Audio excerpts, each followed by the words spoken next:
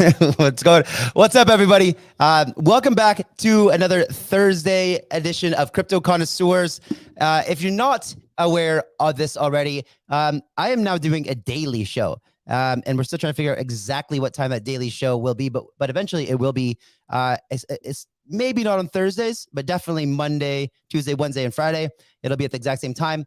So you guys can count on me every single day to bring you guys content and really keep you up to date on what's going on in the market. So if you're not subscribed, make sure you do that, because I will bring to you lots of valuable stuff that you need to know, lots of cool stuff to give away, and just really happy to be here with you guys. And like I said before, I want to create an epic, super valuable community where your guys' lives are all better because of tuning in here. That's my goal, and let's get started with it. So we have, if you're not familiar with the way that just back up. No editing on a live show, right? If you're not familiar with the way Crypto Connoisseurs work, this is the day that we bring panels on. We bring in industry experts, we bring in other thought leaders, opinion leaders, and we bring in project founders, because there's nobody better to tell you about their industry niches or expertise than them themselves, right? So who are our special VIPs? Today, tonight, this afternoon, wherever you are, we got Brett, our resident guest, Brett from the Brett way. We also have Dan and from NetVRk, and we also have Jimbo or James from JurassicPunks NFT collection, which we will be doing some whitelisting for you guys today. And it's actually I'm really excited for him to tell you more about it, but it's completely different than anything you guys have seen by far, and super cool. I can see a lot of people, a lot of comments coming through from everybody in the comments over here. What's up, everybody who's tuning in? Winston, Diego, Brad, Andy, let me know where you guys are tuning in from. I always like to know where my audience is. Netherlands in the house. Everybody, just let me know, and I'm really glad that you guys are all here tonight. A lot of people for JurassicPunks. So Jimbo, I'm sure they're very excited for you to tell them about it.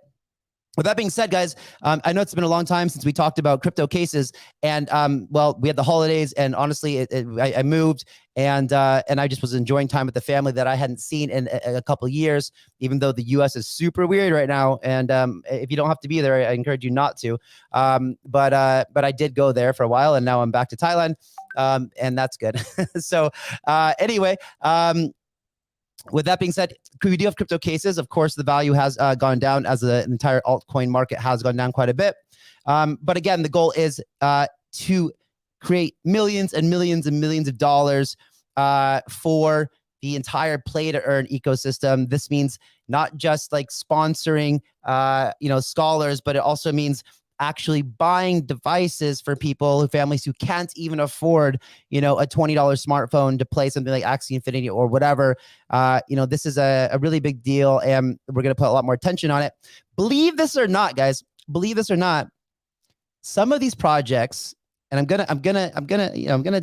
don't remember which ones right now off the top of my head, but some of these guys have backed out. Can you believe that? Can you believe that? It's not a lot, and they're probably the ones that really have decreased in value anyway, quite a bit. But can you believe that some of these guys just said, "Oh no, Kyle, I know that we promised you guys, and I promised to deliver this charity that's like a really good cause, but Dad, we're just not going to do that anymore." I think that's messed up. We didn't do contracts with anybody with this giveaway, because we just figured that this is a charity and it's a good cause, and that people would actually want to contribute to this thing. But anyway, that's what this is about. This is about, really the entire play to earn world has changed the game for everybody, and is about to change the lives of hundreds of millions, if not billions of people on the planet. So let's bring out our guest, Dan from NetVRk. What's happening, buddy? Hey, how you doing, Kyle? Great to be on the show. Good. Now, Dan, is it NetVRk or NetVRk? I just say NetVRk. NetVRk's way easier to say. You can say NetVRk, but I prefer NetVRk. Most people say NetVRk.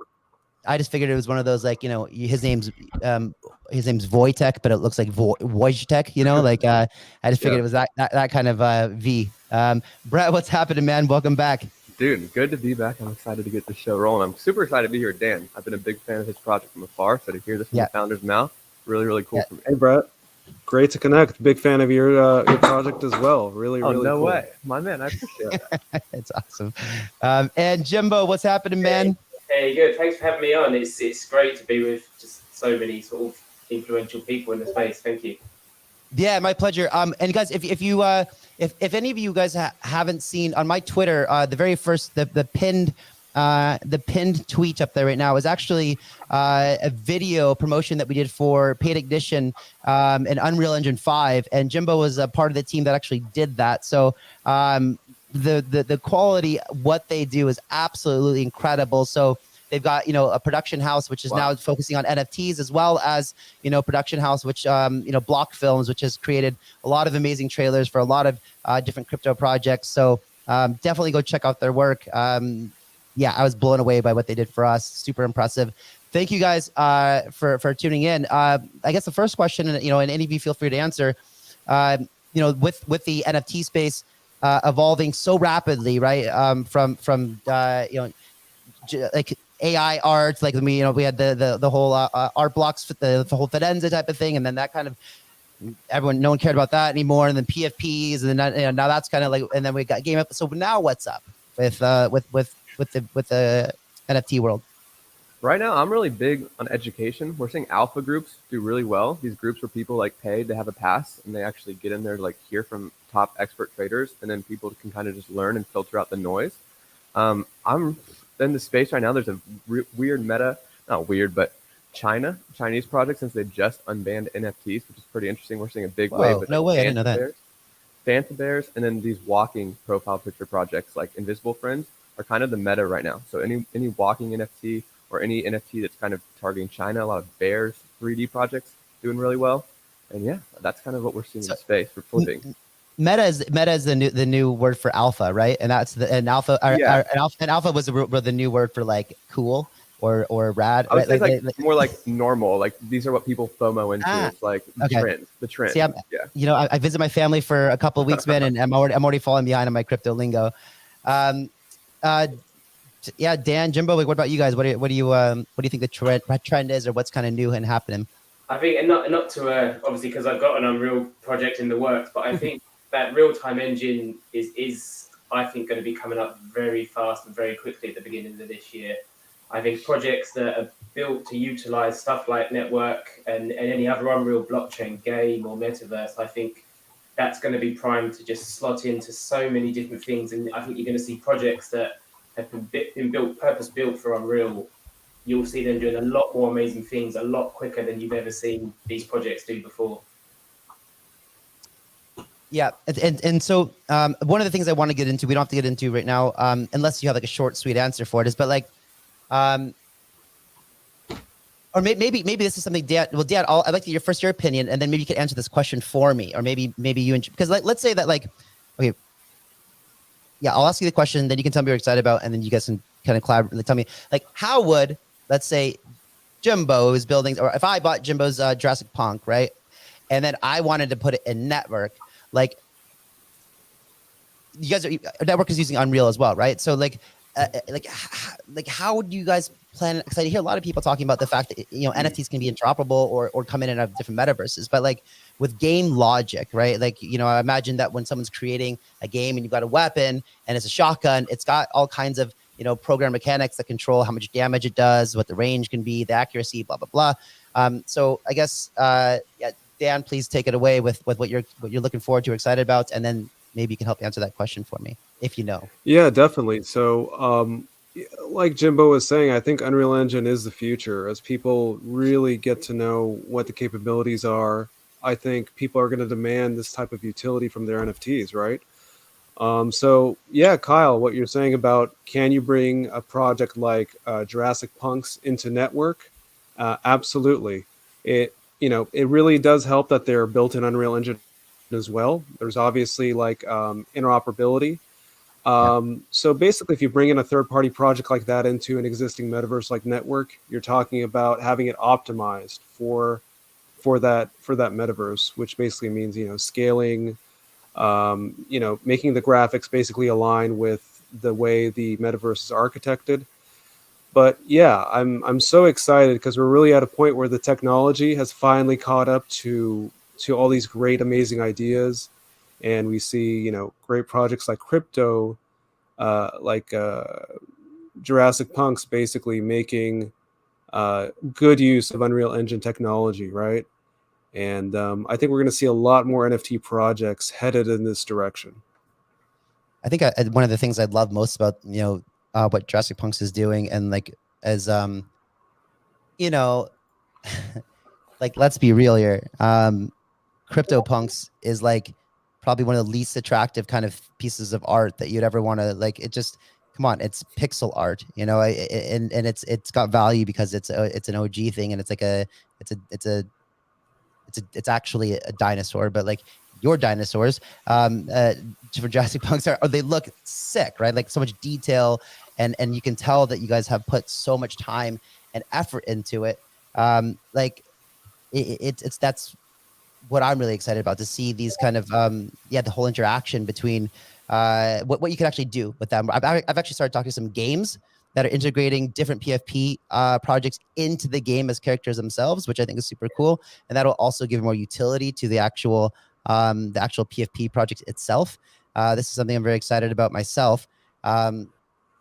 But yeah, so also on the giveaway, just to let you guys know, how are we doing it, Mike? The giveaway for the so there's a project called drop.gg, and they're doing a really cool NFT collection by a guy who is apparently, from what I'm told, at the same kind of level of street cred, like street cred, as the guy who created the what are these things called? The caps, the artifact clones, right? So his name's Hiroshi Fujiwara, and then it's collaboration. He's like the god of streetwear in Japan, and then another guy, Mark Gonzalez, who's like the god of skateboarding, and so they're doing this collaboration. I don't know, it's supposed to be on the same caliber as this. We'll see, but anyway. We have a link in the description below if you guys are interested in winning some of these things. We will do that, and we'll also let you know how you can get on the whitelist for Jurassic Punks a little bit later. Okay, so what I'd like to know from you guys is exactly what are future utilities that we can see coming from the NFT world. First thing I'm going to do is just show a video real quick right now.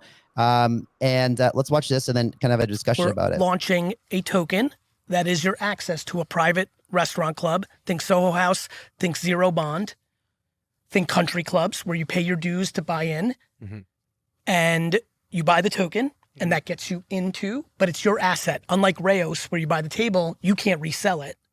With Flyfish Club, you buy the token. You can come. We're going to open in New York and obviously expand Vegas, LA, Miami's our ambition, Europe, London, Paris over the next decade. But this is your token.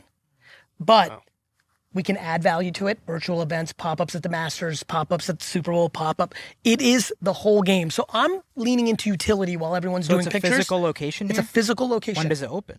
Late this year, maybe Q1 2020. Crazy. And can you only get in if you have the token? You can only get in if you have the token. So this is something that I have been really focused on for our project, and it's just building horizontally. Like, we've decentralized our vertical, our whole community, but as an admin team, we're focused on just adding all these different places. And so I think education NFTs are going to disrupt the entire space because it's just a much more fair, like, win-win way for people to buy education. You can buy the NFT, go to college, learn it, and then once you graduate, you could actually sell the NFT. Like, you genuinely own the NFT and get your investment back. Can you elaborate? Because I know you touched on it earlier, and I didn't quite grasp. It's new to me. What is this a little bit, please?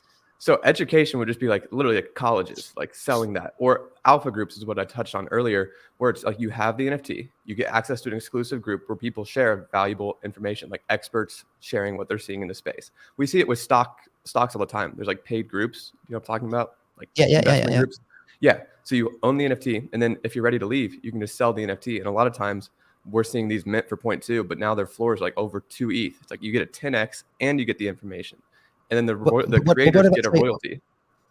But what about the education thing? I'm a little bit lost on that. Like, Yeah. you said for like a university. Like, what do you mean? Okay, so you have like online education, like Udemy courses, right? Where you pay $100 and you learn this course. Well, if it's an NFT, once they're done learning, they can sell it. And if the course is any good, they could probably make money off of it. And on top of that, the creator actually gets a royalty. So it's like a win-win-win, where you're not just throwing this money, and if the course is bad, you're just out of luck. Actually, it reminds me of a project I talked to recently, and they were creating like a cancer NFT, which that was amazing because I unfortunately, several people that are within my close circle of friends and family have been recently diagnosed or going through this right now. So, and I'm sure almost everybody watching this knows somebody who's had to deal with it. And oftentimes that like really advanced, treatment or care is unaffordable for most people. And so I met this guy who's been, in cancer research and treatment for a long time. Like, it's his passion, because someone he knew really close died. And what they do is they're going to mint a certain amount of these cancer NFTs, and anybody holding one can get free cancer treatment in clinical trials, right? So there's clinical trials going all over the world for different types of treatments and modalities.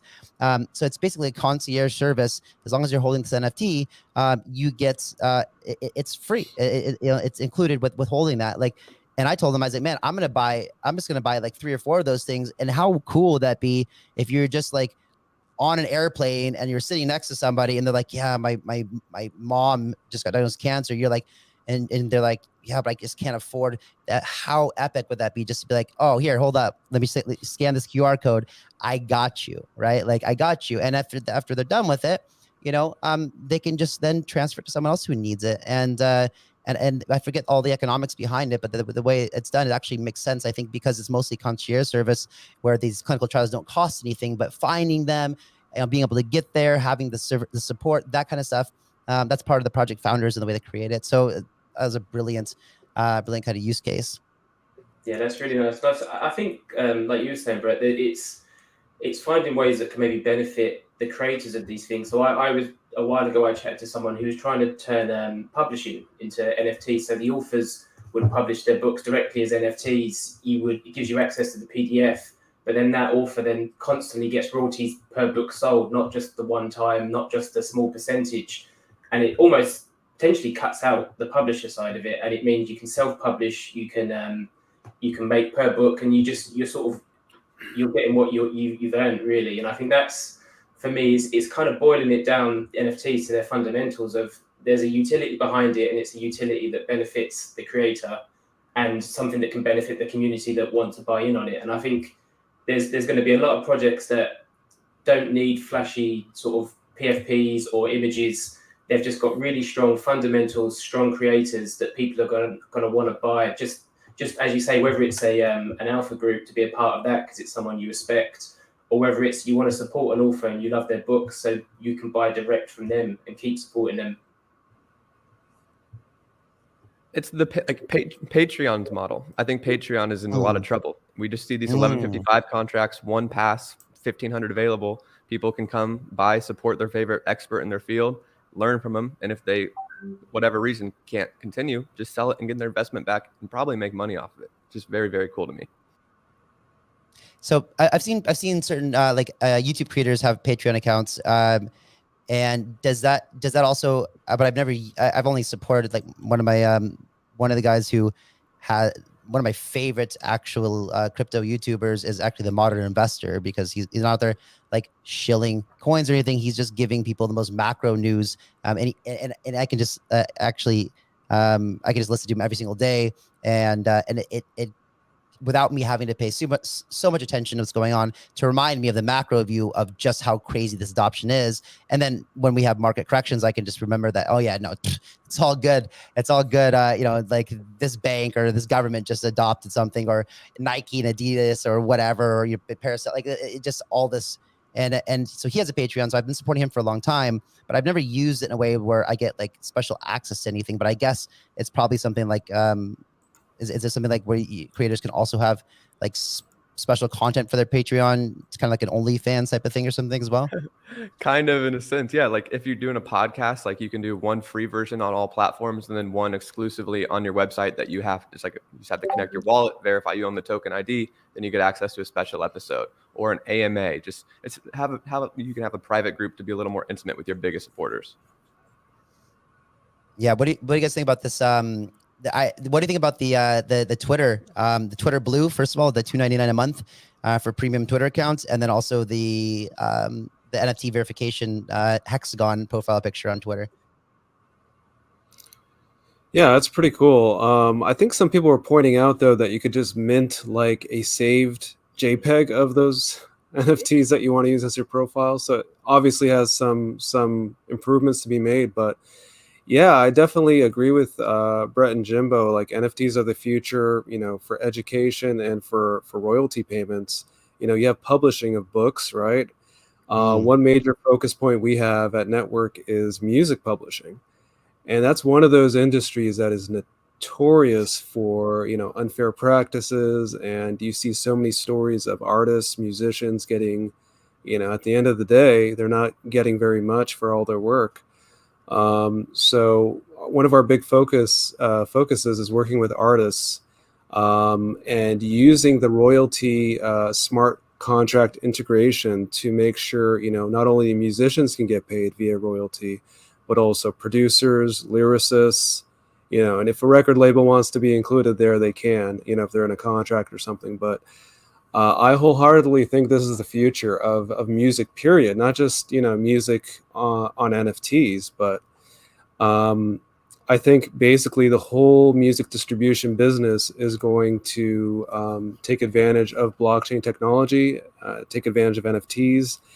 And we're really developing a 360-degree product where you have the NFTs for music distribution, and then you also have, live concerts and artist merchandise. So if you really want to support, a musician or an artist you enjoy, you can not only buy their music, you can not only buy their art, and they'll actually directly benefit from the royalties, but you could also buy their merchandise, and they can get like the majority of the cut of that. So I think what we have is like the best technology allowing us to make this, fair in industries that are notoriously known for being unfair, right? Yeah. So you said something that network that you guys are working on quite closely. So can you give us a little sneak peek about kind of specifically how this might play directly into NetVRk? Yeah, 100%. So we recently announced our partnership with Animal Concerts. Nice. They've worked with great artists like Drake, Future, Alicia Keys, really big names. They have a huge, impressive roster of artists they work with. But beyond that, we're working with a lot of celebrities that have been looking for a good metaverse solution, a good NFT solution. So, that'll be coming up pretty soon. We're pretty excited about that. That's awesome. Actually, speaking of NetVRk, let's actually watch this video. And I think a lot of people are here to learn more about it. I certainly am very excited. So let's watch this video, and then Dan, you can dig in a little bit deeper about what is it you guys are doing. 3 years ago, we began building a virtual reality universe where anyone can use their imagination to create their own virtual worlds. Today, we are thrilled to demonstrate the power of NetVRk's VR Sandbox, where users can seamlessly create their own virtual universe, meet other people, earn money, and so much more.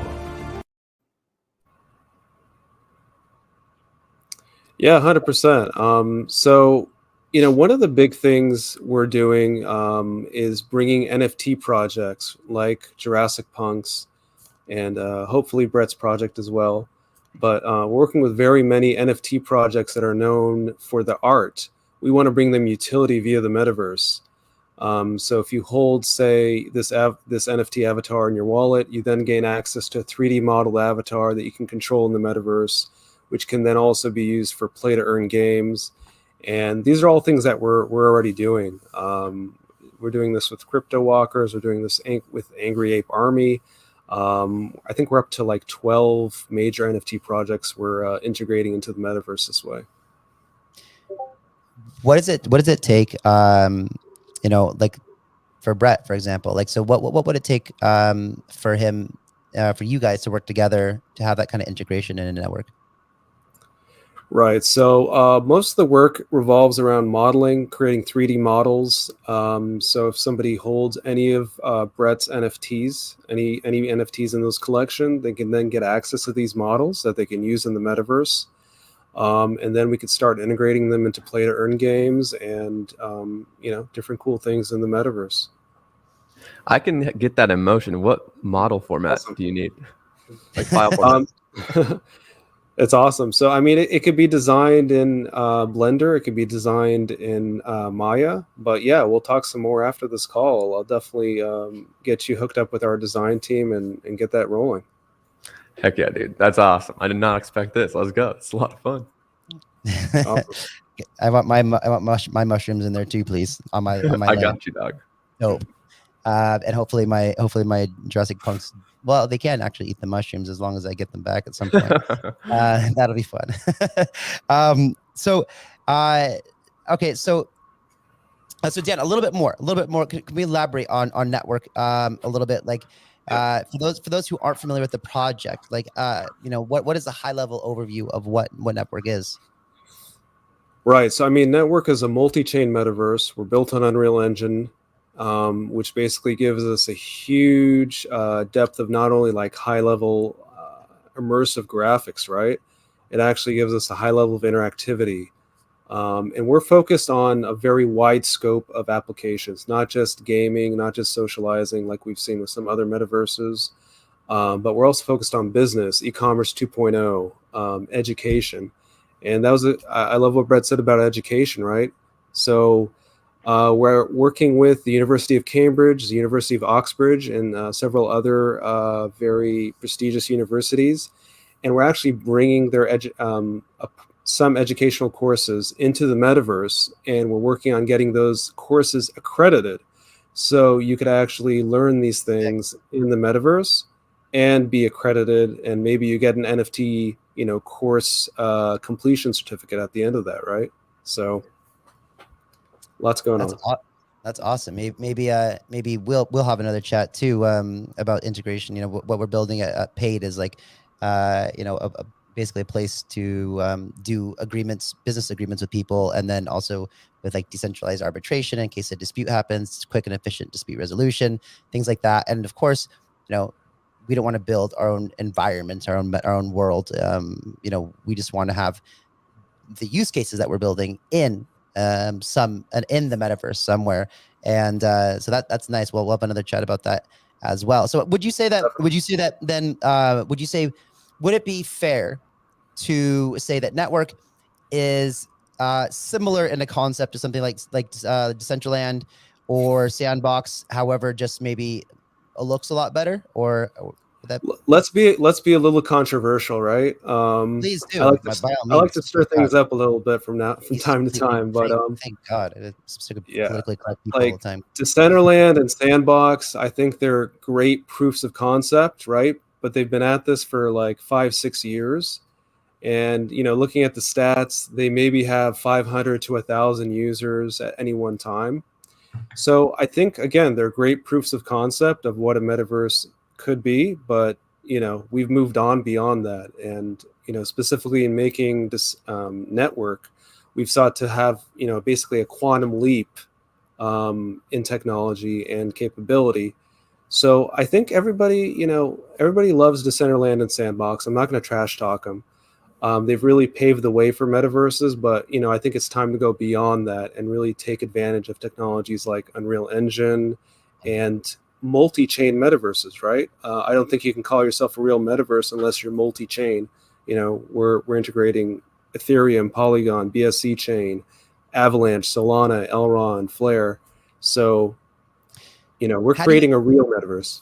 How do you do that when each NFT is written to with a certain contracting language, right? So like Ethereum or anything EVM is all EVM, all Solidity based. But then you have things like Solana or Terra, most things within the Polkadot ecosystem, they're in Rust. And then you've got things like, and other languages that are being built. So do you guys have a solution for that already, or?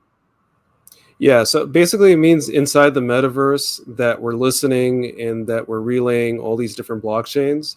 So if a project wants to have their app or dApp or platform working in the metaverse, they can do that if they're on one of those 8 blockchains. And it also means if a user wants to create an asset or create a game or do something on one of those 8 blockchains, they can do that. Yeah, that's interesting. Because I'm such a huge believer in the entire Polkadot ecosystem because of that native interoperability from day one. I'm always fascinated to hear what people are working on for interoperability amongst different chains to try to have the user experience be nice and seamless. Because I think for any of this to be adopted by the mainstream, the experience has to be very grandma friendly. And from what I've tried to use, let's say I'm trying to get my USDT from Polygon to BSC or something like that, it is a complicated process. I mean, I don't remember what project it was, but it was on OpenSea and it was only being sold with Polygon, and I didn't have any in my MetaMask, so I added the RPC, and then I went and I bought some from somewhere, and then it was the wrong one. It was like Matic, but not Polygon. But then it was on the wrong network, and then I had to try to get it. It took me like an hour and a half. And come on, I've been in crypto for 10 years, and it took me an hour and a half to figure out which Polygon token I was supposed to get on which Polygon network, and why the heck does Matic still exist if there's also a Polygon. It was really confusing to me, but hopefully they're working on solutions like this. But I'm just saying we have a long way to go for your average Joe to come in and be comfortable with this. And I know that good projects, and I'm sure you guys are all over it, Dan, with try to make that user experience as seamless as possible. Absolutely. That's okay. So let's where should we go next? Let's go back down memory lane for a second here and throw on this. Maybe Mike can find it. This. I bought 2 apes so far, and when you look at the sales prices for these apes, it's really bananas, I guess, if I want to be dumb and use that pun. But currently the floor price, or the lowest price you can buy an ape at, is something like 2.5 Ethereum. We'll check that out in a little bit, but that's over $5,000. So just setting expectations right now, if you want to ape in and get your own ape, it's not going to be cheap, and people will probably think you're a bit crazy if you buy these. But I actually don't think you're crazy if you do that sort of a thing, so I will walk through why I feel that way. But I have 2 apes currently. I like this ape quite a bit. I also have this little fella. I can't afford to buy the apes that I super duper love, but I'm happy with the apes I have. What can I say? I was that same guy. I thought 2.5 was ridiculous. When it hit 5, I thought that was ludicrous. I would never think someone would pay 5 figures for an NFT. And then I remember when they were minting, like that whole week, JRNY was talking about it 4 different times. And I just thought it was absolutely ridiculous. So that's definitely my biggest kicker in my career.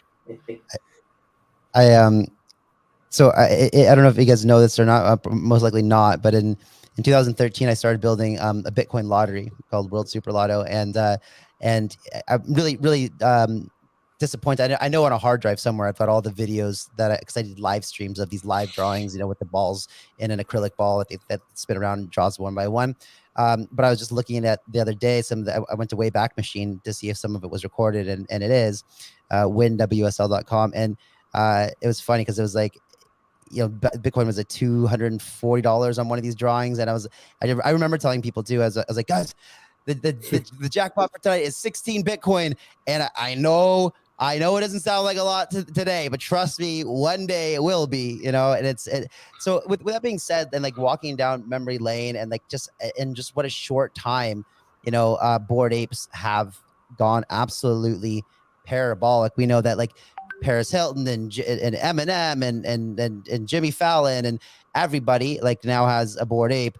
But I want to ask you guys, like, there's also thousands of other NFT projects that have gone to zero, right? And like, what do you think will there be other, like right now, I don't even know if it would be safe to say any other PFP projects or any other NFTs would be considered a blue chip. I think there's some that are maybe borderline close. And I'm not as in touch with like the non, like I really am in the metaverse gaming and in-game assets a lot, but like when it comes down to the art or the PFP, I'm just not as in touch as I used to be. So I don't know, but like, what do you think it will take for something else to establish that kind of foothold? What they all have in common is that they were all the first at something that they like established in the space. Like they made an innovation. And so that's what, like you said earlier, the punks had going for them is historic value. Well, the apes were really the first one to really focus in on the community aspect and building a brand around it. And then, of course, the Cyberkongs, first one to really implement the DAO and the utility token. So all these blue chips were really the first and were like the best at the same time. And so I think the most recent blue chip would be the Doodles, which had the best, just a really simple style, really good art people really liked, but just quality all around. Of course, it's just going to be like designer brands in the real world. Like they don't come up very often, but when you do, you get a really good one from every aspect. They nail the marketing, nail the partnerships, and nail the actual product. So that's what it's going to take. They're far and few between, but I do think there will be more to come. Okay, so let me ask you this question. I don't know what Noodles is, but would you say that it's safe to say that it is now considered a blue chip? And by blue chip, I mean like it is safe, like you would consider a good store of value. It's over double-digit ETH. So I think that's a very good bet, and they've just continued to innovate. Like they're clearly like people that are thinking critically and pushing the space forward. They're not just copy pasting what's working out there. They're creative thinkers, and I think that's a lot of what it takes to be a blue chip and to continue actually building. So I wouldn't say it's the safest store of value in the world, but out of all the NFT projects, absolutely, it's easily top 10.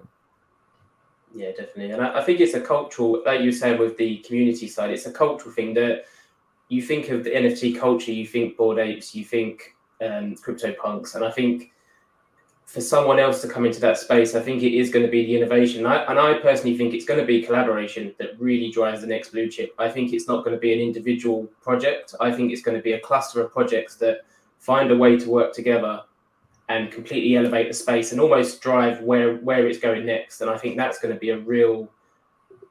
Personally, I think that's going to be the next big thing, is finding these groups of projects that slot together, work really well, and do something very unique that they couldn't do alone, I think.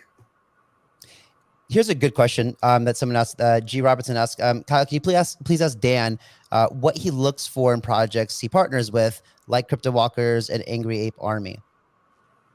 Yeah, definitely. So, I mean, it's really interesting. NFTs are a crazy space. I think I spent like 3 hours this morning just looking at different NFT projects. There's so many, there's so much research to do, right? So it's not an easy thing, but yeah, I think Brett hit it right on the head. It's like projects that are the first to do something and do it well, right? Execute it well. One exciting thing about like Angry Ape Army is they have a motion picture film that they're coming out with, as well as, I believe, comic books. So this is where I think everything is headed, where you have NFTs that have like IP, and these communities grow so much and people just get like so excited about what this is that, you know, you then see branching into other things, merchandise, you know, TV series. BoredApe Family, they came out with their first episode, I believe it was like a couple months ago. Yeah. They have another one coming up soon. So we're doing some cool things with them as well. But yeah, I think this goes back to more of like, let's think of how things have progressed until now, right? You've had maybe a handful of entertainment companies, right? Like Disney, Sony, et cetera, Fox. And they've kind of had a monopoly on all these entertainment channels and all these brands. But now with NFTs, we actually have an opportunity for independent artists and the small guy to actually, you know, really make something from nothing. So where it wasn't possible like a couple of years ago to launch your own NFT and create a multi-million-dollar or potentially billion-dollar brand, we see these coming up and just popping up like mushrooms everywhere, huh, Brett? Yeah, that's a very, very true. I'm not sure if that I'm not sure if the question was asking more specifically you know, when, because I'm sure integrating an NFT project into NetVRk doesn't take, you know, 10 minutes, right? It's probably a lot of work from your team, so you have to be selective on who you guys bring in. So Right. maybe you can maybe I can rephrase the question a little bit in that regard. Yeah, I mean, like high quality projects, like both Jimbo's and Brett's projects are very high quality. You have a really solid community backing both. Same thing with Crypto Walkers, Angry Ape Army. You just have really good communities that are organic. You see a lot of like NFT projects trying to cheat with like their Twitter followers and with their Discord groups. A lot of bot activity there, a lot of fake stuff. But I think you could really sense when you have like a real community backing a project. Totally. Okay. With that being said, so let's get into Brett. You said that a lot of what makes these blue chips are the ones that are coming along, doing something totally innovative and new, being the first ones to do it, and being the best and doing it really, really well. With that being said, I'd like to throw a video up on the screen about Jurassic Punks so we can like see what is that next best thing coming to the NFT space.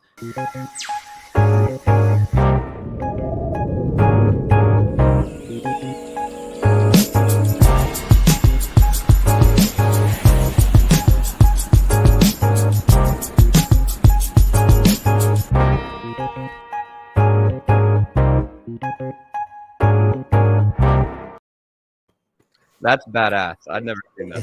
So let's before we get into it, I'd rather just show you this second video as well, so we can kind of have you can get the visual, and then Jimbo can go in and explain everything that's gone into this.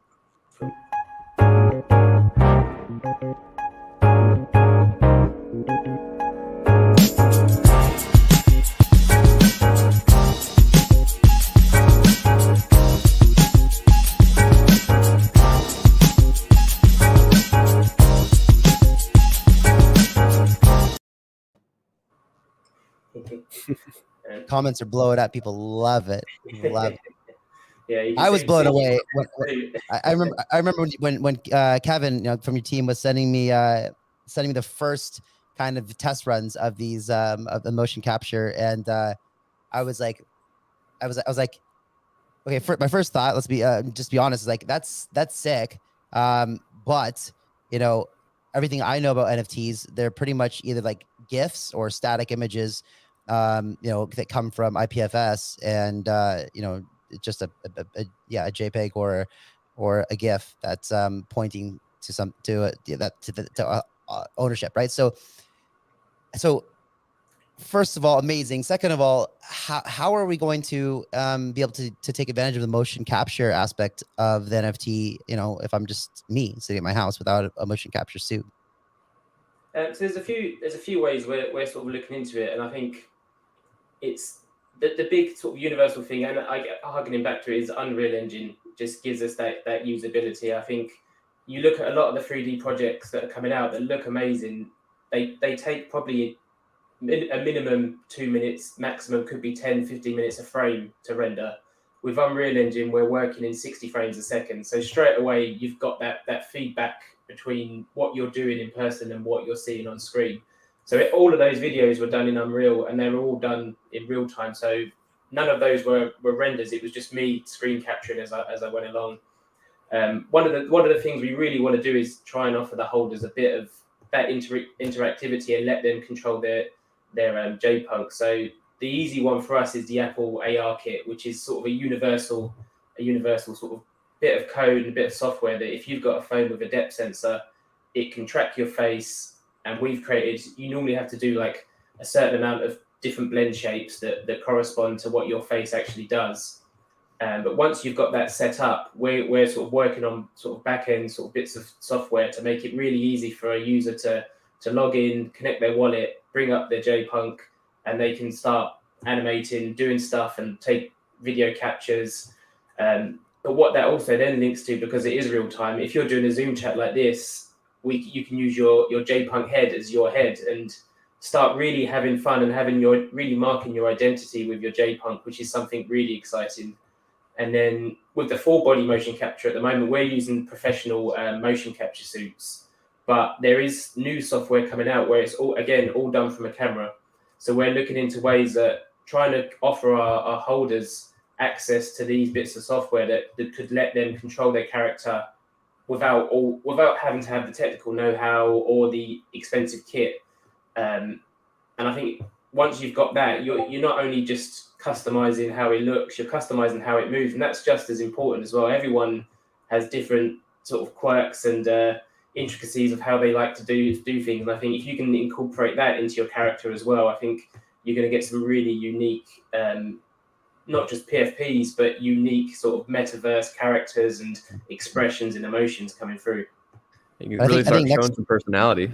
Yeah, I think that Exactly, next time though, Jimbo, you need to tone down the dance moves a little bit. You might make people feel a little bit. You set the bar pretty high there for your average Joe. You know, they might feel a little intimidated coming in. Yeah, cool. But but one thing that makes really makes it super exciting to me is when we've seen video before, like when what was it, Marshmallow or whatever played in Fortnite, or some other huge DJ did some event in I think Decentraland or Sandbox recently. And as cool as that might be, it's kind of not that interesting because everyone's just jumping, or like people are dancing by jumping around, you know, and like running around and like walking. So I imagine that it'll be a lot more fun to go to a virtual conference or a rave or something like that when you can actually attend in your avatar and have real dance moves. And you can just imagine the kind of things that people will be doing on the dance floor when they're hidden behind their avatar. It should be a much more entertaining metaverse at that point. Yeah, 100%. I think it gives you that freedom to be yourself through your avatar as well. And I think what's interesting is even if you don't have access to that tech, one thing we really want to do is kind of like do AMAs, but in the suit, and then everyone on board can say, oh, I'd really love this movement. Or even if they're brave enough, they can show their video and be like, can you do this dance move? And we can start building our own library of moves that when we do set, like you say, if we did a concert but it's controllable like a game, you could have a button that triggers your move sort of thing. And we can start giving you libraries of these customizable things that the community is involved in creating, and it's bespoke for their community. So no one else will have those sort of exact moves, which is really exciting. And you know, I only recently looked into this, but the motion capture suits, like as economies of scale, you know, grow, these things will actually become quite affordable for most people. At least on a, you know, maybe not the professional one that you would use in a, you know, in a Blockbuster, but like they're actually not that bad as far as costs. That I imagine in the next couple of years, like they will be affordable for everybody, which really starts to take us into that kind of question of, okay, the metaverse is a nice fantasy right now, but when does it become something that feels more metaverse and less like, I mean, less like what we see today in Sandbox or whatever, Decentraland, right? So I'm very excited for that. Tell us more about the amount of work that goes into creating JPunks, because, you know, I mean, we've seen something like, you know, and we also know that NFTs about community a lot, right? So this is why Gary V was able to like scribble all of his NFTs over in one night and still have a lot of value within that. But we also see a lot of people who are obviously just putting together, they're hiring someone in Fiverr to create it, seeing it's horrible and whatever, and then but I know when you guys first started working on JPunks, we talked about this, right? We talked about potentially doing something together on it. This was quite a while ago. I mean, this was probably 4 or 5 months ago. Tell us about that process and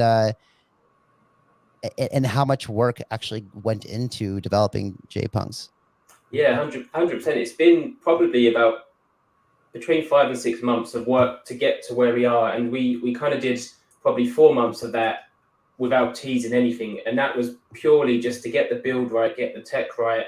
It was almost building a proof of concept for ourselves, so we knew that we could do it and we could deliver what we're promising. Because I mean, a little bit about our backgrounds.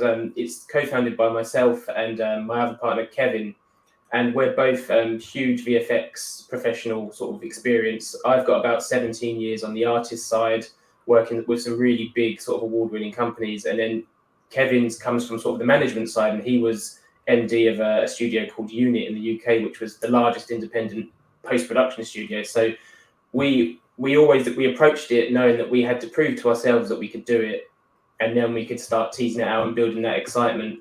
So it was very much a process of, initially you got to come up with the idea of what sort of character you want to do. And as much as I love apes, I feel like there's a lot of derivatives of apes coming out, and there's a lot of ape characters, and we kind of wanted to do something a bit more unique. And it was quite surprising when you look, there's barely any dinosaur drops, and not many 3D ones that I could find either. So it was, for us, it was kind of like, yeah, that's the angle we want to go.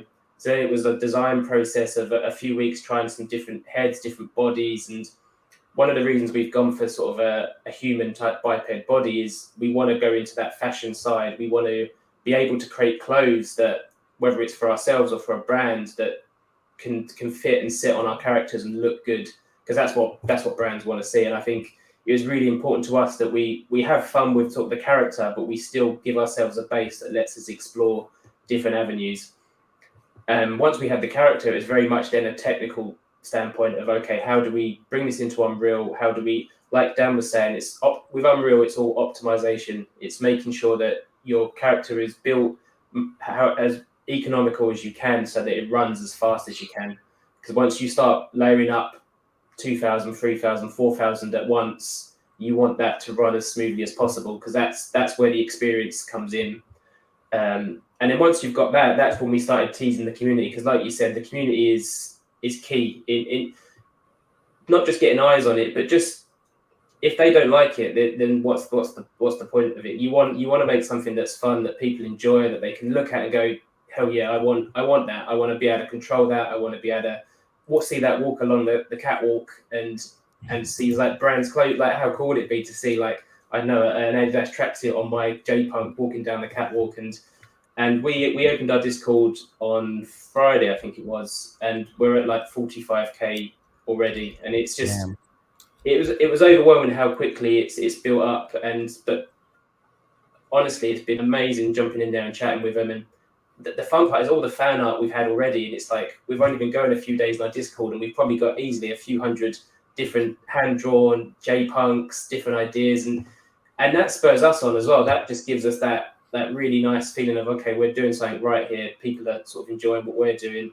And you start building this relationship where you kind of get an idea of what they're expecting. We've got our roadmap and plan of what we want to do, but you can really get sort of in the headspace of the community. Like, okay, they would love this, and then you do it, and they love it, and you love it, and you start really almost working together in it in a way. It's really fun, really fun.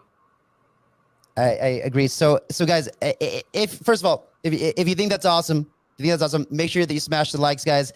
Need to smash the likes, get this out there. But also, we're doing 50 whitelist spots. So guys, we're gonna make sure that you're commenting. You have to make sure that you comment, say, I don't know, just say something that you really love about JPunks, and make sure that your email is in your About Me section on your YouTube profile, so it's really easy for us to find you and contact you.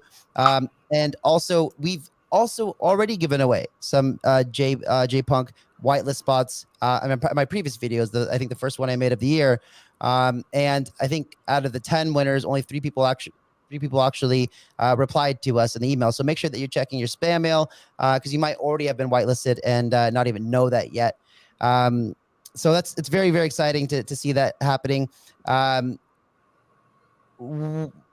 Brett, so how does this what do you think now about all the innovation happening? You know, I mean, I know that you, I think especially your girlfriend, right, put a tremendous amount of work into creating the art behind it, and people love it, right? Do you feel pressure at all now from like the next iteration, the next drop that you guys do? Because I'm sure, I don't even know what your roadmap is, but I know that you guys are going to continue to, like, I just know you, and this is why I have a shit ton of your mushrooms, because I really believe that that you understand the space so well in the community, and I know that you have a very engaged community as well. But yeah, tell me, I mean, like, do you feel pressure on your next line to create something that's like, you know, or do you, is the design that you guys have done kind of going to remain the theme of the Magic Mushroom Club moving forward? Yeah, I have no pressure at all. What I talked about earlier, building horizontal. We just released our NFT Academy, which teaches people how to like A to Z, everything you need to do to launch a successful NFT project, from smart contract side to marketing. Every single thing that we did to have success, we put in here, and you have to have a mushroom to be able to purchase that. And so that's done amazing for our project. Our communities love that. On top of that, we're fully decentralized. We have Halo tournaments. We have full-time therapists running a therapy business in our Discord. No And so we way. have all these Sick. amazing people in our community that's perfectly in line with our values, adding to it. So that's what I mean by horizontal. Like literally feel like we're building like a small town. And so projects like Jimbo's here, like those are ones that are, he's a highly skilled individual where they're actually making an insanely valuable and very hard to make product. And so that's like does all the marketing for itself. And so that's incredible. But for me, it's just lean into what I do best and just continue to build horizontally, like I said 5 times. Sure. Totally. Dan, for network, now I know that we covered like the major differences between network and decentralized and sandbox, or Decentraland and sandbox. And you know, when I talked to like Michael from Star Atlas, for example, we know that having a metaverse environment in Unreal Engine that feels like it that we anticipate it to be, or like the trailers might imply that it would look like to be there. You know, how far away are you guys from having that that be a reality where we can actually, so I can actually go take my JPunk and come in, and not necessarily the NFT integration, but yeah, that too. Like, where are you guys at the development process? Because I'm super excited about it. Yeah, very, very close. You know, it depends on the project. If there's a project like, you know, Jurassic Punks where everything is already 3D modeled, it makes the process so much easier.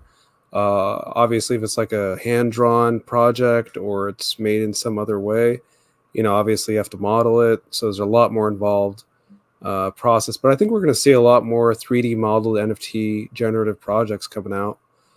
Not to say they're, you know, I love cartoon and hand-drawn, you know, NFT projects. They definitely have their place. But yeah, I think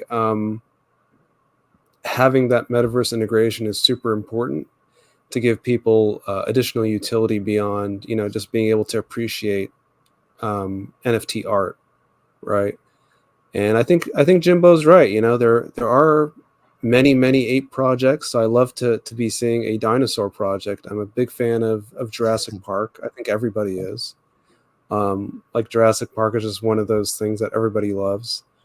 So yeah, super stoked for innovation. And I think that's one great thing about like the blockchain and the NFT space is we're not just rehashing the same things over and over like we see in a lot of Hollywood films. It's just like the same ideas rehashed, you know, sequel after sequel after sequel. We really have a lot of innovation in the space. So love it when I see, you know, great projects like that come out. And yeah, I think we're eventually going to see like the independent creator space overtake the established, you know, media companies, you know, like Fox, like Sony, like Disney, like all these companies. So yeah, super excited. So I guess my question was like when will network environments be live to where we can actually go start, you know, going in and doing stuff, and they're building on my land, or even just going in and experiencing what it's like. Yeah, so we'll have the creation engine beta released sometime in Q2, and then we'll actually have everything live and functional by the end of the year. Okay, that's yeah, that's exciting, especially for the quality of what it will be. You know, there's something about like 8-bit games that are nostalgic, and I think that's kind of the feeling that people might get with the existing things that can be used today. But I think it's hard to deny that like when something like network exists in Unreal Engine, that it would, there's really no comparison when you're looking back on the pixel art or voxel art, like, and yeah, I'm excited to see that develop in that direction. So outside of your own projects, because you guys are all working on something phenomenal, what is something else that you guys are excited about? Another project, something you think is, someone's doing something really interesting that maybe we haven't talked about tonight, and probably certainly maybe I don't know about it because. I just think overall the integration of in-game items as NFTs is just going to be what pushes this space forward the most and will be the most valuable thing, and is what got me interested in the space. Just being able to like actually own your skin, own your item. I think there's a lot of projects doing that. I am a Decentraland and Sandbox hater. I don't think that that's it. And so I think projects like Dan's are ones that are going to push, like take a quantum leap and actually enable that and get like the masses to really understand how powerful that could be.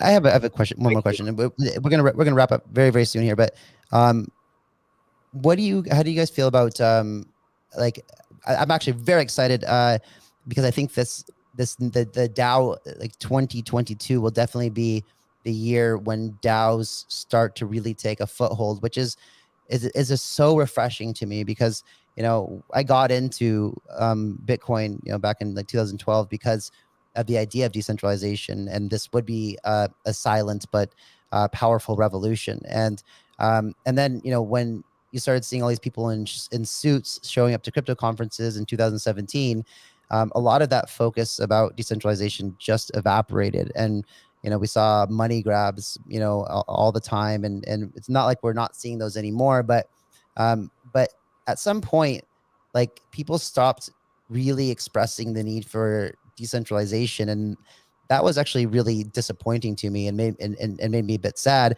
and was actually the reason why I started doing my YouTube channel and doing a lot of speaking at conferences, because that's really the core of everything that we're doing is to create decentralized technology that makes much more efficient systems, keeps value within a token ecosystem versus a centralized product that has value extraction, right? It's for shareholders. So I just want that's the last thing I want to ask you guys, because I know that DAOs are also a very big part of the NFT world. So do you guys have any opinions on DAOs, and if do you think they're going to take off this year? I have an opinion, and I think decentralization is a spectrum. I've been into crypto since 2013, and I think it's important that everyone comes in, understands the culture and why this whole movement was founded. But I also don't think a fully decentralized community is the most efficient and optimal way to grow a project. I think there is a certain side of centralization where it's more efficient and effective to make decisions, because when you leave a decision up to hundreds of people, it's very hard to get a consensus and share the same vision. So I think there's a blend. And like I said, I think it's just a spectrum of what could be the best possible way to do it. Yeah, definitely. And I think you're going to start seeing these DAOs having assets that are beyond crypto. I mean, you got stuff like Link's DAO now that's looking to, I think, get a golf course and stuff like that. I think you're going to start seeing these sort of two worlds blurred even further. And I think it's going to be quite interesting to see where some of these bigger ones, where they've initially invested in NFTs and they've built a good sort of treasure chest of NFTs and collections, where that money goes to next. I think it's going to be very interesting. Yeah, I think like DAOs, you're seeing DAOs like do things like buying NFTs, but you also see some DAOs are doing like the buying physical things, whether it's like the Constitution. That thing didn't go too well though, but the idea was solid. And then you have some DAOs that are buying like real estate. So it's pretty interesting. I just think you need strong leadership and to rally. Like, some people want to rally behind someone, and not everyone wants to be that main decision maker. And so if you have strong leadership and you can at least give people the opportunity, and then the actual main team takes charge, I think that's like the best combination of both worlds.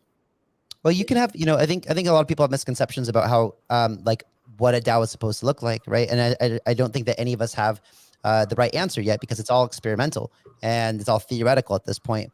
And you're absolutely right. Like, one of my good friends is Felix from Dash, and he told me, and like, please, Felix, if you're watching this, don't get pissed because I spilled the beans. But man, he said that like the Dash is extremely decentralized. Almost every decision has to go through the voting process, and he said, man, it's slow. It's a slow process, and it just takes forever to get things done, and. And so I think that you're absolutely right, Brett, in the fact that it can be inefficient, but like, I'm also personally paying a lot of attention to the projects that are building DAO as a service type of softwares, where you can kind of structure it in certain ways. And we also have to remember that in a DAO, you can still have hierarchical, whatever the word is, hierarchical type of structure where you can still have like essentially a CEO, CMO, that kind of same structure, but at the end of the day, and they can be assigned different levels of autonomy. Like they can make decisions without having to get the vote, the consensus of a community, you know, and these rules can be programmed into kind of everything ahead of time. But just like in 2018, when, you know, we had the crash, Dash almost was basically bankrupt. They had almost no money left in the treasury, and a lot of the community blamed Ryan, who was the CEO. And there was actually a proposal meant to remove him from CEO. It didn't come through, but anyway, that was interesting. Anyway, I just wanted to end on that point. Maybe it's if you guys are interested more in DAOs, let me know in the comments below, and I'll make sure to cover it in future videos. Maybe we'll bring on some people on the show who have been working on this for a long time. I think it's a very fascinating thing. I think if we can get them right, you know, and see some of these guys pull it off in a way that is efficient, but still manages to keep all the value created within that ecosystem. We're going to start seeing some really disruptive things. I'm very excited for that. With that being said, guys, we're gonna wrap it up here. Thank you so much for coming on. You're all amazing projects. Super excited to be part of all of this, and proud to say that that, you know, I don't have a JPunk yet because it's impossible, but I know that I will. And having land and network, and of course having a bunch of mushrooms and Brett's project. You guys are awesome. Thanks for all the insight. I appreciate it, and thank you guys all for watching. I will catch you guys tomorrow. Thanks, Kyle. Yeah, thanks for having us. Bye, everybody. Thanks, guys. Bye.